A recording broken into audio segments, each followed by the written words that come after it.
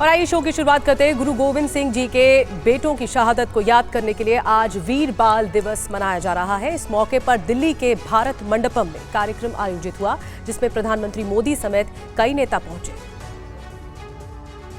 मनजिंदर सिंह सिरसा जी से निवेदन फ्रेम। इस कार्यक्रम की शुरुआत कीर्तन के साथ हुई। पीएम मोदी ने कार्यक्रम में कहा कि गुरु गोविंद सिंह जी और उनके चारों साहिबजादों की वीरता और साहस आज भी हर भारतीय को ताकत देते हैं। वीर बाल दिवस उन वीरों के शौर्य की सच्ची श्रद्धांजलि है। आज के भारत के लिए साहिबजादों का बलिदान राष्ट्रीय प्रेरणा का विषय है। आज के भारत में भगवान बिरसा मुंडा का बलिदान, गोविंद गुरु का बलिदान पूरे राष्ट्र को प्रेरणा देता है। और जब कोई देश अपनी विरासत पर ऐसे गर्व करते हुए आगे बढ़ता है तो दुनिया भी उसे सम्मान से देखती है। इस दौरान पीएम ने युवा को देश की सबसे बड़ी शक्ति बताया। शौर्य की पराकाष्ठा के समय कम आयु मायने नहीं रखती। और वीर बाल दिवस कार्यक्रम में पीएम ने यह भी कहा कि आज के बच्चे ही भारत के कर्णधार हैं। भारत के लिए किसी भी लक्ष्य को पाना संभव नहीं है। आज भारत दुनिया के उन देशों में से हैं जो देश सबसे ज्यादा युवा देश है। इतना युवा तो भारत अपनी आजादी की लड़ाई के समय भी नहीं था। जब उस युवा शक्ति ने देश को आजादी दिलाई तो ये विशाल युवा शक्ति देश को जिस ऊंचाई पर ले जा सकती है वो कल्पना से भी परे है। मेरा विश्वास आज के बच्चों, आज के नौजवानों पर है। भविष्य के भारत के कर्णधार यही बच्चे हैं। लोकसभा चुनाव में हैट्रिक लगाने के लिए बीजेपी का महाप्लान तैयार है। 2024 में फतह हासिल करने के लिए क्या है बीजेपी की नई रणनीति, देखिए। बीजेपी के राष्ट्रीय पदाधिकारियों की बैठक के बाद बीजेपी अध्यक्ष जेपी नड्डा ने सभी राज्यों की बीजेपी इकाइयों को अगले 1 महीने तक का टास्क दे दिया है। 30 जनवरी तक बीजेपी हर संसदीय क्षेत्र में ऑफिस खोलेगी। देश के 7 लाख गाँव को जोड़ने का प्लान किया गया है। देश के हर गांव से कार्यकर्ता जुड़ेगा और बड़े गांव से 1 से अधिक कार्यकर्ताओं को जोड़ा जाएगा। मुख्यमंत्री और केंद्रीय मंत्रियों समेत सभी वरिष्ठ कार्यकर्ताओं को एक गांव जोड़ने का टास्क दिया गया है। जनवरी से फरवरी तक मेगा ड्राइव के तहत गांव गांव चलो अभियान बड़े पैमाने पर शुरू होगा। प्रदेश स्तर पर सभी मोर्चों के प्रदेश और राष्ट्रीय पदाधिकारियों की एक संयुक्त बैठक होगी। इन बैठकों में मोर्चों के कार्यक्रमों पर अगली रणनीति भी तैयार होगी। लोकसभा चुनाव के लिए बनाई गई बीजेपी की रणनीति में सोशल मीडिया और प्रचार अभियान के साथ साथ नैरेटिव गढ़ने पर भी फोकस किया गया है। तो सभी राज्यों में 25 जनवरी को 5000 स्थानों पर 1000 से ज्यादा नए और युवा मतदाताओं की सभाओं का आयोजन होगा। इसके लिए लाभार्थियों को पार्टी से जोड़ने के लिए बीजेपी कार्यकर्ता ग्राउंड पर जाकर काम करेंगे।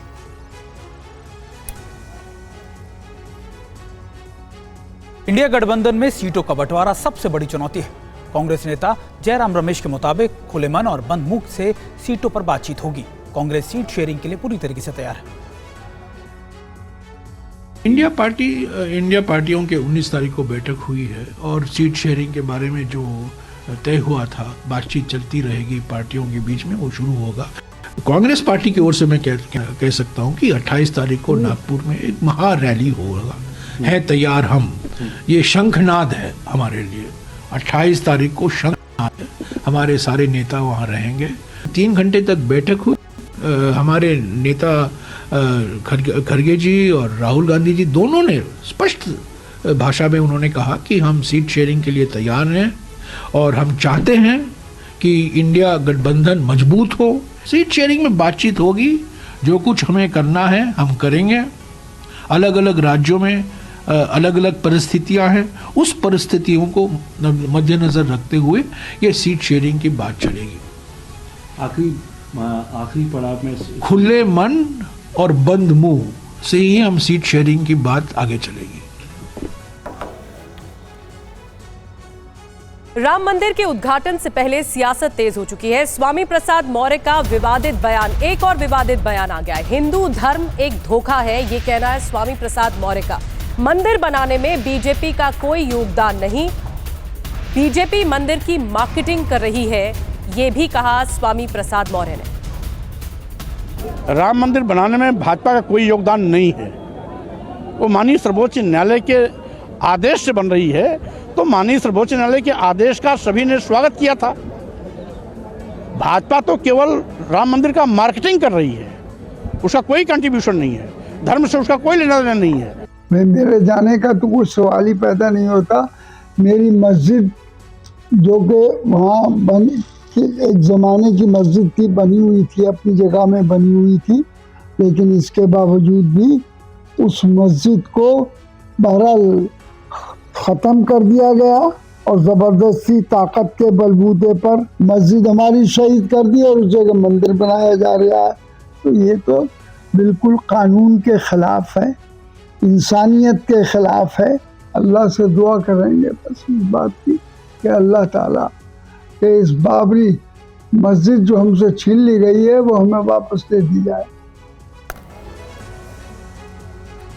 और आइए आपको सुनाते हैं स्वामी प्रसाद मौर्य के बयान पर यूपी के डिप्टी सीएम केशव प्रसाद मौर्य और बीजेपी सांसद रवि किशन ने क्या कहा। जाको प्रभु दारुण दुख दीना ताकि मति पहले हर लीना।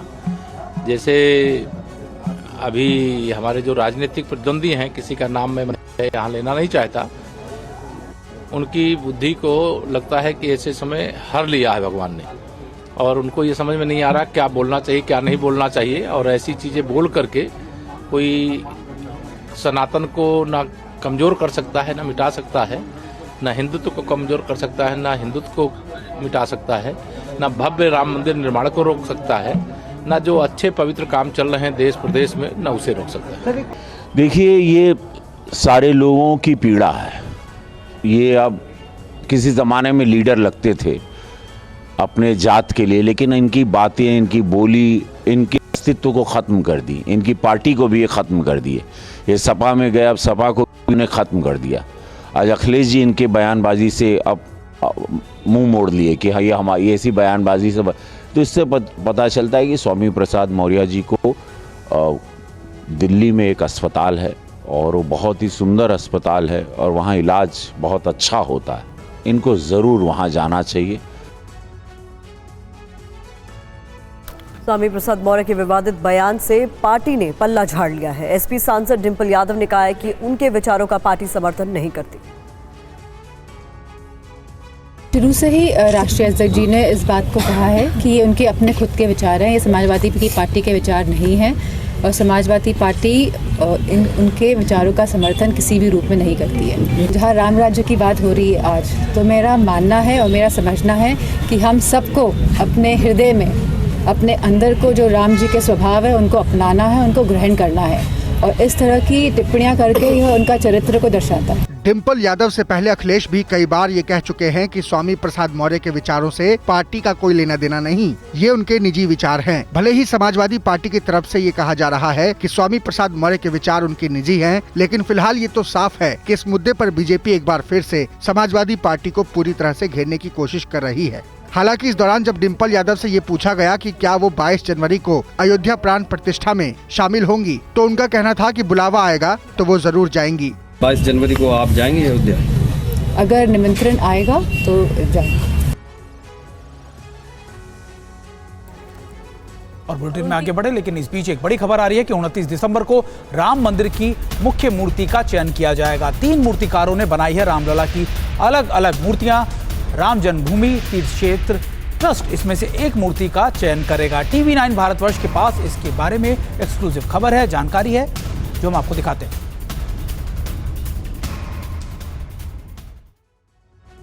22 जनवरी को अयोध्या के राम मंदिर में रामलला विराजमान होंगे।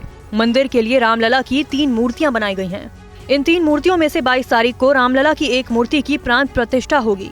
इन तीनों मूर्तियों को बेंगलुरु के GL भट्ट, मैसूर के अरुण योगीराज और राजस्थान के सत्यनारायण पांडे ने तैयार किया है। तीनों मूर्तिकारों ने रामलला के बाल रूप की मूर्ति तैयार की है। रामलला की 5 साल की उम्र वाली इन तीनों मूर्तियों को 12 इंच के कमल दल पर खड़ी मुद्रा में बनाया गया है। अब इन मूर्तियों को फिनिशिंग टच दिया जा रहा है। रामलला की तीनों मूर्तियों में से एक मूर्ति का चयन करने की प्रक्रिया होगी। 29 दिसंबर को श्री राम मंदिर जन्मभूमि तीर्थ क्षेत्र ट्रस्ट की बैठक होगी और इसी दिन अयोध्या में मुख्य मूर्ति का चयन होगा। इस बैठक में तीनों मूर्तियों में से किसी एक मूर्ति को प्राण प्रतिष्ठा के लिए चुना जाएगा। तीनों मूर्तिकारों ने रामलला की इन मूर्तियों को तराश कर बेहद खूबसूरत, दिव्य और भव्य रूप दिया है। ऐसे में सर्वश्रेष्ठ मूर्ति का फैसला करने के लिए पैरामीटर भी तय किए गए हैं। कलात्मक मानदंडों और मूल्यांकन के लिए चुनिंदा लोगों के ग्रुप की रायशुमारी होगी। और 3 जाने माने मूर्तिकारों ने बनाई है भगवान राम की मूर्ति। मैसूर के अरुण योगीराज शिल्पी ने बनाई एक मूर्ति, वहीं बेंगलुरु के GL भट्ट ने बनाई है दूसरी मूर्ति। राजस्थान के सत्यनारायण पांडे ने बनाई है तीसरी मूर्ति। श्वेत और श्याम रंग में है भगवान के बाल्यकाल की मूर्ति। रामलला की तीनों मूर्तियों को बनाने वाले शिल्पकारों ने कई अहम जानकारियां शेयर की हैं। मैसूर के जाने माने मूर्तिकार अरुण योगीराज के मुताबिक उन्होंने भगवान राम के 5 साल का बाल रूप की मूर्ति तैयार की है। इस मूर्ति की ऊंचाई 51 इंच है और मूर्ति ने धनुष और तीर धारण किए हुए हैं। इस मूर्ति को बनाने में 6 महीने वक्त लगा। मैसूर के रहने वाले अरुण योगीराज 2008 में कॉरपोरेट की नौकरी छोड़ मूर्तिकला के क्षेत्र में आए और 1000 से ज्यादा मूर्तियां बना चुके हैं। राजस्थान के सत्यनारायण पांडे ने भी रामलला की एक मूर्ति तैयार की है। उन्होंने कहा कि ये मूर्ति कभी खराब नहीं होगी। भगवान राम के बाल्यावस्था का श्वेत प्रतिबिंब बनाया गया है। उन्होंने इस मूर्ति के लिए दुनिया के सबसे अच्छे 100 पत्थरों में से एक को चुना है। इस पत्थर में मानकों के हिसाब से कैल्शियम और आयरन मौजूद हैं।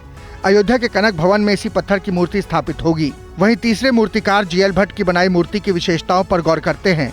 GL भट्ट की बनाई मूर्ति के मुख पर हास्य और हाथ में धनुष होगा। स्थानक यानी खड़ी मुद्रा में मूर्ति है। मूर्ति की ऊंचाई करीब 4 फीट है। कमल पर विराजमान होने पर इस मूर्ति की ऊंचाई 8 फीट तक है। इस मूर्ति को तुंगभद्र नदी के किनारे से लाई गई शिला से निर्मित किया गया है, जो कि शास्त्रों में वर्णित श्री राम के श्याम वर्ण के अनुरूप है। और कांची के शंकराचार्य विजेंद्र सरस्वती के निर्देश पर मूर्ति का चयन होगा। राम जन्मभूमि तीर्थ क्षेत्र ट्रस्ट करेगा एक मूर्ति का चयन। दूसरी मूर्ति को उत्सव मूर्ति के तौर पर चुना जाएगा। तीसरी मूर्ति की स्थापना पर उसी दिन फैसला। मई 2023 से चल रहा है मूर्तियों का निर्माण।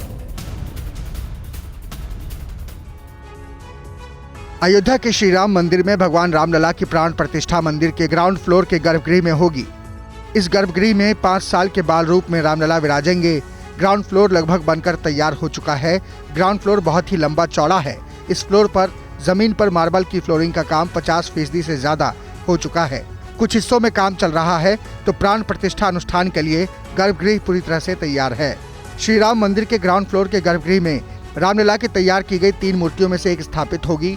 अब जान लीजिए कि आखिर किस आधार पर इन तीनों मूर्तियों में से एक मूर्ति का चयन होगा। मूर्तिकार की प्रतिष्ठा और पृष्ठभूमि देखकर ऑर्डर दिया जाएगा। मूर्ति के चयन के लिए कमेटी बनाई गई है। कमेटी के सदस्यों का फैसला अंतिम माना जाएगा। मूर्ति में 5 साल के बालक की कोमलता देखी जाएगी। सौंदर्य, आकर्षण, दृश्य और प्रभाव देखकर चयन होगा। डिजाइन की रचनात्मकता और विशिष्टता का भी ख्याल रखा जाएगा। मूर्ति का जीवंत होना और जन जन में बसी छवि भी पैमाना है, तो मूर्ति कितने दिनों तक खराब नहीं होगी, ये भी देखने वाली बात होगी। रेसलिंग फेडरेशन ऑफ इंडिया के पूर्व अध्यक्ष बृजभूषण सिंह ने एक बार फिर से कैसरगंज लोकसभा सीट से चुनाव लड़ने की इच्छा जताई है। बृजभूषण ने अपने ऊपर लगे आरोपों पर एक बार फिर से सफाई दी है। यूपी के कैसरगंज लोकसभा सीट से बीजेपी सांसद बृजभूषण सिंह ने आज फिर दोहराया कि कुश्ती से उनका नाता पूरी तरह से टूट चुका है। बृजभूषण सिंह के मुताबिक वो एक बार फिर कैसरगंज लोकसभा सीट से चुनाव लड़ना चाहते हैं। रेसलिंग के जरिए उन्होंने 12 साल तक काम किया। इस काम को अच्छा या बुरा कह सकते हैं। 12 साल हमने जो भी अच्छा या बुरा था काम किया। अब मैं इस विवाद से हट गया हूँ। नई फेडरेशन बन गई है। बीजेपी सांसद बृजभूषण सिंह ने खुद पर लगे आरोपों पर भी जवाब दिया। उन्होंने कहा कि आरोप लगाने वाले भी उन्हें शादी समारोह और अन्य कार्यक्रमों में बुलाते थे और पहले तारीफ भी करते थे। आज जो ये आरोप लगा रहे हैं मेरे ऊपर रेसलर, ये मुझको अपनी शादियों में नहीं बुलाते थे। ये इस घटना के पहले जो इनके वीडियो हैं, जो ऑडियो हैं या वीडियो हैं, ये हमारी तारीफ नहीं करते थे। तो इस आधार पर कि किसी के साथ फोटो है, किसी के साथ वो है, तो इस पर कोई मामला बनता नहीं है। चलिए, एक बड़ी खबर आ रही है। सीमा सुरक्षा को लेकर पीओके से बड़ी घुसपैठ की तैयारी कर रहे हैं आतंकी। 18 ट्रेनिंग कैंप तैयार किए जा रहे हैं और पीओके में 37 लॉन्चिंग पैड अभी भी एक्टिव हैं। अलबदर, जैश और लश्कर के कैंप एक्टिवेट हैं। कहा जा रहा है कि पीओके के हाजीपीर सेक्टर और फॉरवर्ड कहूटा से लॉन्च पैड एक्टिव किए गए हैं। पड़ मोहल्ला, रंकड़ी और सीडिया कोटली और लीला वैली जैसे नीलम वैली और कोटली में आतंकी लॉन्च पैड एक्टिव किए गए हैं। पाकिस्तान नेवी के कमांडर इन आतंकियों को ट्रेनिंग दे रहे हैं। सूत्रों के हवाले से खबर मिल रही है कि जम्मू कश्मीर में बड़ी घुसपैठ करने की कोशिश कर रहे हैं पीओके में मौजूद आतंकी। हमारे साथ हमारे संवाददाता अंकित भट्ट भी मौजूद है। अंकित, देखिए, जम्मू कश्मीर में खासतौर पर जम्मू को लेकर बड़े इनपुट पहले भी मिलते हैं, लेकिन अभी ये कहा जा रहा है कि और एक्टिव कर दिए गए हैं टेररिस्ट कैंप। क्या कुछ और जानकारी है इसमें? बिल्कुल सही कह रहे हैं आप सुमित। तकरीबन 18 ट्रेनिंग कैंप 37 प्रोजेक्ट जो है वो आतंकियों की तरफ से एक्टिव किए गए हैं। साथ में तकरीबन 200 से 250 आतंकी लॉन्च पैड पर है। मकसद है बर्फबारी से ठीक पहले घुसपैठ करना। भारतीय सेना लाइन ऑफ कंट्रोल पर पूरी तरीके से अलर्ट है। वहीं आपको बता दें कि ये आतंकी ट्रेनिंग कैंप और लॉन्च पैड जो है आतंकी संगठन अलबदर, जैश, लश्कर की तरफ से चलाए जा रहे हैं। लेकिन आपको बता दें कि खास बात ये कि इन आतंकियों को पाकिस्तान की एसएसजी कमांडोज की तरफ से जंगल वॉरफेयर और क्लोज कॉम्बैट ट्रेनिंग जो है वो भी दी जा रही है। लेकिन इन सब के बीच सुरक्षा बल पूरी तरीके से अलर्ट है। लाइन ऑफ कंट्रोल पर पूरी तरीके से जो अलर्टनेस है वो ट्रूप्स की देखी जा रही है। हमने हाल ही में ही देखा कि किस तरीके से अखनूर सेक्टर में सुरक्षा बलों ने तकरीबन 2 आतंकियों को ढेर किया। उसके बाद खोड़ के अंदर जो अंतर्राष्ट्रीय सीमा है वहां पर भारी मात्रा में गोला बारूद रिकवर की। ये दिखाता है कि किस तरीके से पाकिस्तान बौखला चुका है। यही वजह है कि आए दिन पाकिस्तान की तरफ से घुसपैठ के प्रयास, हथियार, ड्रग्स बेचने के प्रयास जो है वो किए जाते हैं। लेकिन जो बड़ी खबर है, जो सूत्र है वो हमें बता रहे हैं तकरीबन 18 ट्रेनिंग कैंप और 37 जो लॉन्च पैड है वो एक्टिव एक बार फिर कर दिए गए हैं। लिपा वैली, नीलम वैली, फॉरवर्ड कहूटा, पड़ मोहल्ला, ये पाकिस्तान ऑक्युपाइड कश्मीर के वो जगह है जहां पर आतंकियों की तरफ से। अंकित, नजर बना के रखिए, बड़ा खुलासा हुआ है किस तरह से आतंकियों के लॉन्च पैड से जुड़ा हुआ ये खुलासा हुआ है। अशांति फैलाने की कोशिश में इसी फिराक में आतंकी थे और इसी का ही भंडाफोड़ हुआ है। अंकित जानकारी दे रहे हैं। आगे बढ़ते हैं। ह्यूमन ट्रैफिकिंग के शक में फ्रांस के वैट्री एयरपोर्ट पर रोके गए 276 भारतीय यात्री आज मुंबई पहुंच गए। देखिए ये रिपोर्ट। मानव तस्करी के शक में फ्रांस में रोका गया प्लेन आज मुंबई पहुंच गया। इस विमान में 276 भारतीय थे। एयरपोर्ट पहुंचने के बाद सभी यात्री हड़बड़ी में नजर आए और मीडिया के सवालों से बचते नजर आए। किसी ने भी मीडिया के एक भी सवाल का जवाब नहीं दिया। पाजी एक बार बताओ क्या पूछा, खाली इतना ही बता दो। पाजी क्या पूछा आपसे, खाली इतना बता दो। पाजी 21 दिसंबर को रोमानिया प्लेन में सवार 303 यात्री दुबई से निकारागुआ के लिए निकले थे, लेकिन ह्यूमन ट्रैफिकिंग के शक में इन्हें फ्रांस के वैट्री हवाई अड्डे पर रोक लिया गया। हवाई अड्डे में अस्थायी अदालत लगाई गई और इन यात्रियों से लगातार 4 दिन तक पूछताछ होती रही। बताया जा रहा है कि कुछ भारतीय यात्रियों ने फ्रांस में शरण मांगी है। पूछताछ के दौरान 2 यात्रियों को फ्रांस के अफसरों ने देश छोड़ने की मंजूरी नहीं दी है। अधिकारियों के मुताबिक जब विमान वैट्री हवाई अड्डे पर उतरा तो उसमें सवार 303 भारतीय यात्रियों में से 11 नाबालिग थे, जिनके साथ कोई भी नहीं था। पेरिस के पब्लिक प्रोसिक्यूटर ने बताया कि मानव तस्करी की खबर मिलने के बाद अधिकारियों ने सख्त कदम उठाते हुए फ्लाइट को रोक दिया, जिसके बाद जाँच शुरू की गयी। एयरलाइन के प्रवक्ता ने दावा किया कि जाँच में मानव तस्करी से जुड़ा मामला नहीं पाया गया। यूपी के कन्नौज में पुलिस टीम पर हमले में घायल सिपाही सचिन राठी की मौत हो गई है। हिस्ट्री शीटर की गिरफ्तारी के लिए गई पुलिस टीम पर हमले के दौरान सचिन को गोली लगी थी। कन्नौज में कानपुर बिकरू कांड पार्ट 2 जैसा मामला सामने आया है। दरअसल कन्नौज पुलिस की टीम विष्णुगढ़ थाना क्षेत्र के धरनी धीरपुर नगरिया गांव में हिस्ट्री शीटर मुन्ना यादव को गिरफ्तार करने पहुंची थी। इसी दौरान पुलिस टीम पर हिस्ट्री शीटर ने फायरिंग कर दी। उसके इस हमले में विष्णुगढ़ थाने का सिपाही सचिन राठी गोली लगने से गंभीर रूप से घायल हो गया। उसे इलाज के लिए कानपुर भेज दिया गया है। एक बिशुनगढ़ थाने का कांस्टेबल घायल अवस्था में यहाँ लाया गया। उनके साथियों द्वारा बताया गया कि इसको गोली लगी है, जिसका फर्स्ट एड देके और हायर सेंटर के लिए रेफर कर दी है। क्या गोली लगी थी कि आपने जो हेड किया? उसमें एक ही गोली लग रही थी, एक तो एंट्री वुंड था और एक एग्जिट वुंड था। तो कहाँ पर गोली लगी थी? ये थाई में, बीच थाई में लगी। इस घटना के करीब 3 घंटे बाद पुलिस से मुठभेड़ में हिस्ट्री शीटर और उसका बेटा भी घायल हो गया। पुलिस ने हिस्ट्री शीटर मुन्ना यादव के साथ पूर्व प्रधान पत्नी को भी गिरफ्तार कर लिया है। मौके पर पुलिस की टीम की तैनाती कर दी गई है। आरोपी मुन्ना यादव के खिलाफ 2009 में छिबरामऊ कोतवाली में NDPCS एक्ट के तहत केस दर्ज किया गया था। जमानत के बाद से आरोपी फरार चल रहा था। यूपी के पीलीभीत में देर रात एक बाघ जंगलों से निकलकर रिहायशी इलाके में घुस आया। जब लोगों की नजर उस पर पड़ी तो उनके होश उड़ गए। बाघ का वीडियो सोशल मीडिया पर जमकर वायरल हो रहा। वीडियो में बाघ दीवार पर आराम फरमाता हुआ नजर आ रहा है। आसपास गांव वालों की भीड़ जमा है। हालांकि पहले ही दीवार के चारों तरफ बाड़बंदी कर दी गई थी ताकि बाघ किसी पर हमला न कर दे। घटना पीलीभीत के कलीनगर तहसील क्षेत्र के अटकोना की है। यहाँ बीती रात 1:30-2 बजे के करीब एक बाघ को देखा गया था, जिसके बाद लोग सतर्क हो गए। वन विभाग की टीम को भी सूचित कर दिया गया। जल्दी से रस्सी, तार आदि के जरिए बाघ वाले एरिया को सील कर दिया गया। दरअसल ग्रामीणों ने देखा कि बाघ एक घर के पास दीवार पर डेरा जमाए बैठा है। करीब 7-8 घंटे से बाघ इसी तरह दीवार के ऊपर टहलता रहा। बाघ कभी दीवार पर लेट जाता तो कभी चहलकदमी करता। सुबह होते होते सैकड़ों लोग मौके पर उसे देखने पहुंच गए। वहीं कई लोग घरों की छतों से बाघ का वीडियो बनाते नजर आए। इस दौरान मौके पर कुछ पुलिस वाले भी नजर आए। हालांकि ये कोई पहला मौका नहीं है जब बाघ किसी गांव में घुस आया हो। पीलीभीत के गांवों में अक्सर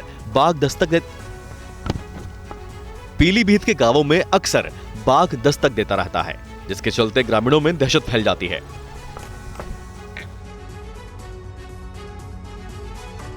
और इसी से जुड़ी एक बड़ी खबर आपको बता दें कि यूपी के पीलीभीत से एक बड़ी खबर आ रही है। कई घंटों बाद पाया गया है बाघ पर काबू।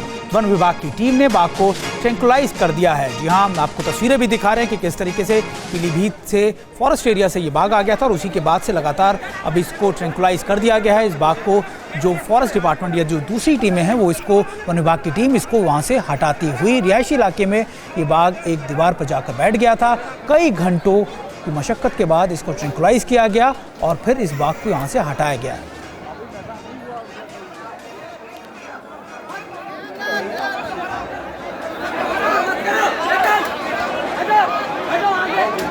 चार्ज कर दो भैया, हमारा मारो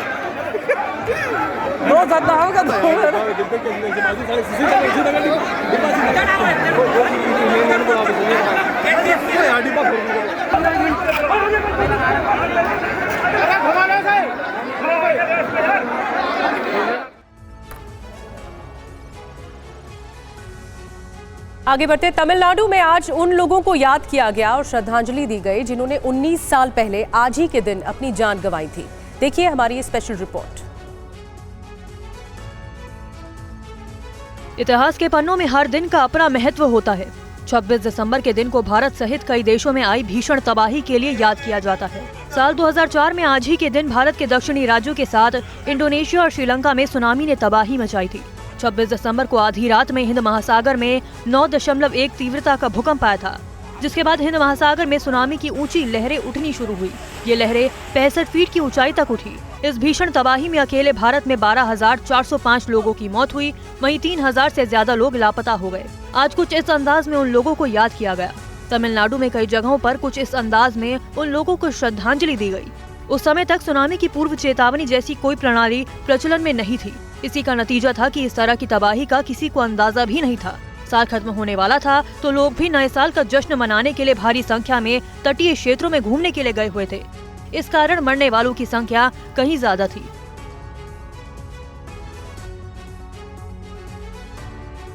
और INS इम्फाल आज भारतीय नौसेना के बेड़े में शामिल हो रहा है। सीधे चलते हैं मुंबई। तस्वीरें आप देखिए, नौसेना में शामिल हुआ INS इम्फाल। समंदर में बड़ी भारतीय नौसेना की ताकत, बराक 8 और 16 ब्रह्मोस मिसाइलों से लैस है। हिंद महासागर में दुश्मन का बनेगा काल। सबसे कम समय में तैयार हुआ INS। और ये देखिए, ये सीधी तस्वीरें हैं। रक्षा मंत्री राजनाथ सिंह इस वक्त पहुंच चुके हैं इस सेरेमनी में शामिल होने के लिए INS इम्फाल को आज भारतीय नौसेना के बेड़े में शामिल किया जा रहा है। और देखिए, हम आपको तस्वीरें दिखा रहे हैं कि किस तरीके से राजनाथ सिंह आज इस डिस्ट्रॉयर शिप का, यानी जो गाइडेड मिसाइल डिस्ट्रॉयर शिप है, इसको आज भारतीय नौसेना के बेड़े में शामिल करने के लिए वहां पहुंचे हैं। और खास बात यह कि ये प्रोजेक्ट 15B का तीसरा ऐसा शिप है जो भारतीय नौसेना में शामिल हो रहा है। इससे पहले 2 और, विशाखापट्टनम और दूसरे शिप इसमें शामिल हो चुके हैं। अगले साल कहा जा रहा है कि 2024 में INS सूरत भी इसमें शामिल होगा। ये वो शिप हैं जो सरफेस टू सरफेस, और यानी ज़मीन से ज़मीन, या फिर आप कह सकते हैं कि इसके अलावा ज़मीन से आसमान, यानी शिप से आसमान में भी गाइडेड मिसाइल की मदद से अपने टारगेट को डिस्ट्रॉय कर सकता है। इसके अलावा ये टॉर्पीडो से भी लैस है। खास बात यह कि टॉर्पीडो सबमरीन को निष्क्रिय या फिर उसको डिस्ट्रॉय करने के लिए इस्तेमाल की जाती है। आपको बता रहे हैं कि 16 ब्रह्मोस एंटीशिप मिसाइलें इसमें लगी हैं, 32 बैराक 8 मिसाइलें इसमें लगी है। इसका वजन करीबन 7400 का है। और इसमें एक और बात की एंटी सबमरीन रॉकेट लॉन्चर्स भी हैं। ये इसकी एक और खास बात यह कि रेडार की पकड़ से बाहर रहता है और यहाँ तक कि कई रेडार्स को निष्क्रिय कर दुश्मन के इलाके में घुस सकता है। हम आपको इसकी खासियत बता रहे हैं, इसकी खूबियां बता रहे हैं। हम आपको बता रहे हैं कि रक्षा मंत्री राजनाथ सिंह, आपको दिख रहा होगा कि वहां पहुंचे हैं। इसके अलावा जो CNS यानी चीफ ऑफ नेवल स्टाफ भी उनके साथ वहां मौजूद है। और ये कई तस्वीरें हम आपको बता रहे हैं कि कैसे भारतीय नौसेना की जो क्षमताएं और शक्ति हैं वो लगातार बढ़ रही है। 7400 टन का है, 535 फीट लंबाई इसकी है। इसमें ब्रह्मोस मिसाइल, यानी जो भारत की सबसे अत्याधुनिक खुद की इंडिजीनियस यानी भारत द्वारा निर्मित ब्रह्मोस मिसाइल हैं, वो भी इसमें लगी है। सरफेस टू सरफेस और सरफेस टू एयर इससे टारगेट किया जा सकता है। इसकी रफ्तार करीबन 56 किलोमीटर नॉटिकल माइल्स है। सबसे खास बात यह कि ये भारत द्वारा ही निर्मित है और ये तीसरा 15B प्रोजेक्ट के द्वारा इंडक्टेड शिप है जो भारतीय नौसेना में शामिल किया गया है। Members of the MDL family, ladies and gentlemen, a very और देखिए, हमारे साथ हमारे सहयोगी राजीव भी हमारे साथ जुड़ गए हैं। राजीव, देखिए, हमने इसकी खासियत तो अपने दर्शकों को बताई, लेकिन ये बताइए कि आखिरकार इसके इंडक्शन के बाद खासतौर पर किस तरीके की मदद मिलेगी खासतौर पर भारतीय नौसेना को? बिल्कुल, देखिए, हो जाता है सेना के लिए डिस्ट्रॉयर है। लगातार नौसेना की स्ट्रेंथ को बढ़ाने की कोशिश की जा रही है। खासतौर पर अगर पश्चिमी महासागर में बात करें तो इस वक्त अंतर्राष्ट्रीय स्थिति है। अभी हाल ही में जिस तरह की एक मालवाहक जहाज पर भी हमले की घटना आई थी, तो वहाँ पर जो है मारमुगाव शिप को, जो इसके पहले कमीशन की गई थी, उसको वहाँ पर भेजा गया था। तो जाहिर बात है कि अगर हिंद महासागर में या फिर अरब सागर में इस तरह की स्थितियां होती है, तो चाहे पाकिस्तान की तरफ से हो या चाइना की तरफ की, हमारे पड़ोसी देश हैं और हमेशा से उन देशों की तरफ से कहीं ना कहीं एक कुछ ऐसी स्थितियां पैदा होती रहती हैं। तो ऐसे हालात में निपटने के लिए इस तरह के जो डिस्ट्रॉयर शिप होते हैं बहुत मायने रखते हैं, क्योंकि चाहे जल थल नभ तीनों ही टारगेट को ये सेट कहीं से भी अगर अटैक करना चाहे तो चाहे वहां पर ये अपना टारगेट सेट करके उसको अटैक कर सकती है, कर सकती है। जी, बहुत शुक्रिया इस तमाम जानकारी के लिए राजीव। लेकिन जब वापस इंडक्शन होगा तब हम आपको तस्वीरें आप तक पहुंचाएंगे।